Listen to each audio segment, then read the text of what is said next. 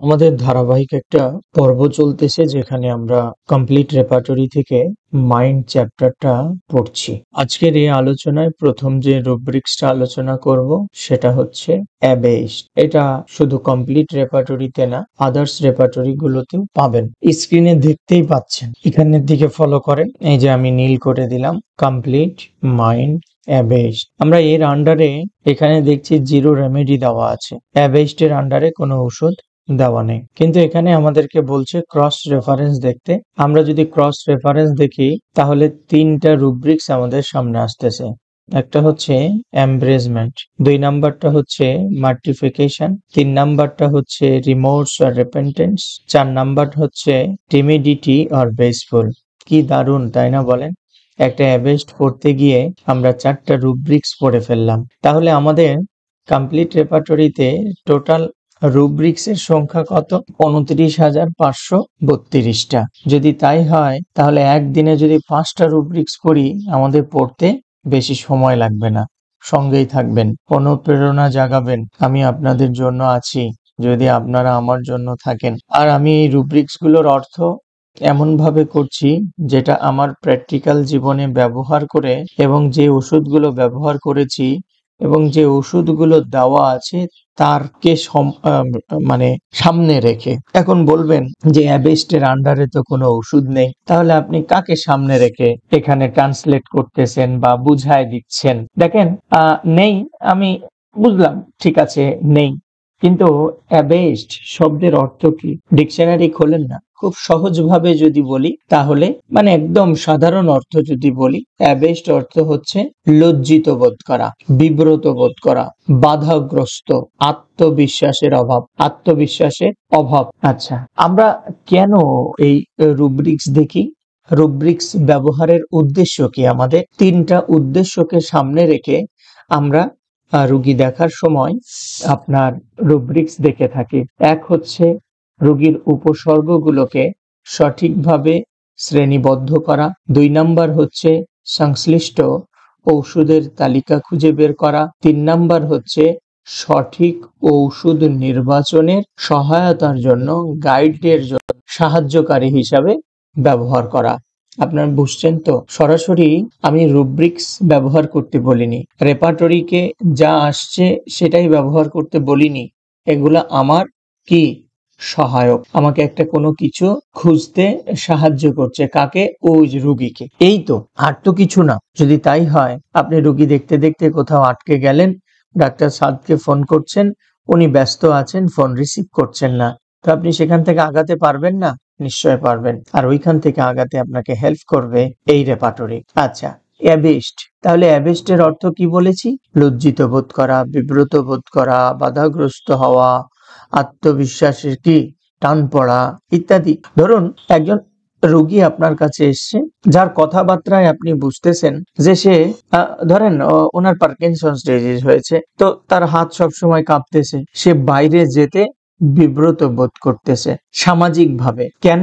তার আত্মবিশ্বাস হারিয়ে ফেলেছে। তো তাকে যদি সেই ডিজিজটা সম্পর্কে বুঝিয়ে দেওয়া হয়, তোমার এটা হয়েছে, সারবে না, ঠিক আছে, তোমার মন খারাপের কিছু নেই, তবে তুমি এটাকে যদি নিয়ন্ত্রণ করে চলতে পারো, একজন ভালো হোমিওপ্যাথি ডাক্তারের আন্ডারে থেকে যদি চলতে পারো, তোমার কোনো অসুবিধা নেই, তুমি আত্মবিশ্বাসের সঙ্গে চলবে, যদিও তোমার হাত কাঁপবে। এই আত্মবিশ্বাস যখন বলছি, আত্মবিশ্বাসের অভাব যখন বলছি, তখন তার মধ্যে কি একটা অপ্রস্তুত, প্রত্যেকটা জায়গায় অপ্রস্তুতি ভেসে উঠতেছে আমার সামনে। কারো সামনে নিজেকে নিজেই ছোট করে ফেলছে, বা অতীতে কেউ তাকে ছোট করেছিল, তার ফলে আজ সে হীনমন্যতায় ভুগতেছে। আমার কথাগুলো বুঝতে পারছেন তো? এই যে এই ধরনের জিনিসগুলো। এখন কথা হলো, এই কথাগুলো কি সরাসরি রোগী আমাকে বলবে?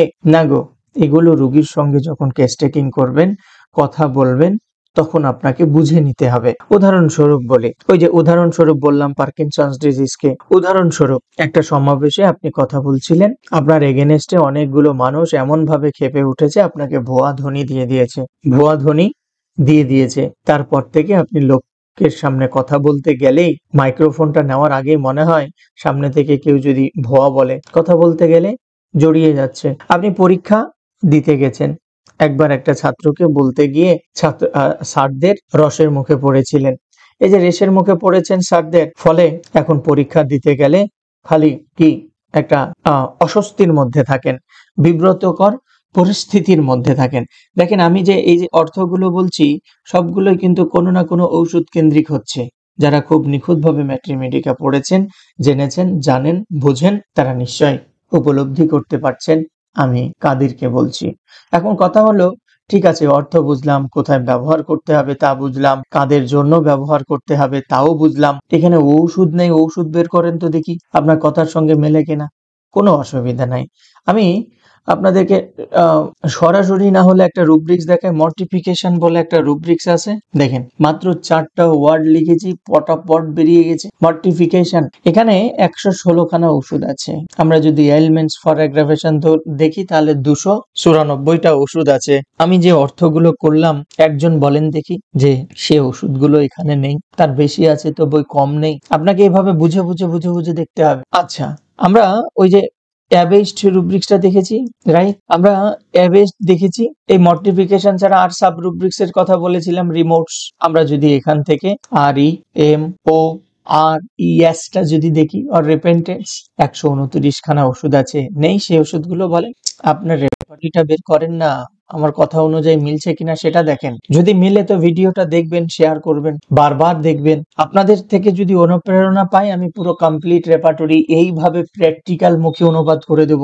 আজকাল রেপার্টরি বহুতজন শেখাচ্ছে, এক একজনের শেখানোর স্টাইল এক এক ধরনের, কিন্তু আমি সব সময় কথা বলছি বাস্তব ধর্মিক। আমি হোমিওপ্যাথির ইমপ্রুভমেন্টের জন্য কাজ করছি, নিজের জন্য না, কারণ ওটা হলে আমারও হবে।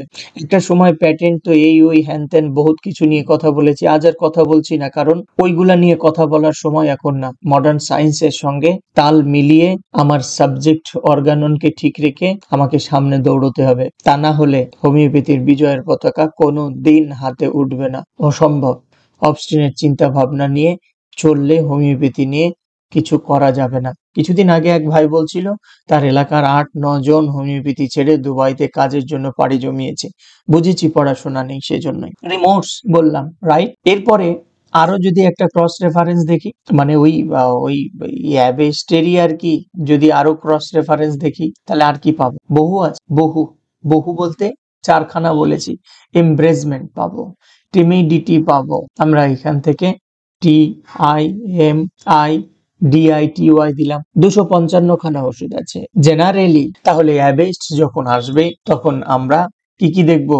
রোগীর অবস্থা অনুযায়ী আমরা দেখব। এই যে যতগুলো রুব্রিক্স দেখালাম, ওষুধগুলো দেখলেন, তার মধ্যে থেকে মূল মূল ওষুধগুলো টেনে নিয়ে আসেন। মানুষের সামনে যেতে পারছে না, নিজেকে নিজের মুখী করে ফেলেছে, মানে ও বক্সের মধ্যে ঢুকিয়ে ফেলছে। ন্যাট্রামিউট, ওরা তো ইন্ট্রোভার্ট না এক্সট্রোভার্ট, তাদের কাছে ওরা ইন্ট্রোভার্ট। যারা তাদের মতোই, যারা তাকে কোনো ধরনের ইন্টারাপ্ট না করে তার ওই অহেতুক দুঃখ কষ্টগুলো সব সময় শুনবে, তারাও অসুস্থ হবে। যে ন্যাট্রাম, সেও অসুস্থ হবে, দুজনকেই ন্যাট্রাম প্রয়োজন। ফলে তারা কি চাচ্ছে? সহজে নিজের অনুভূতি প্রকাশ করতে পারছে না। ন্যাট্রাম কি কেউ এন্ট্রি মারবেন এর মধ্যে?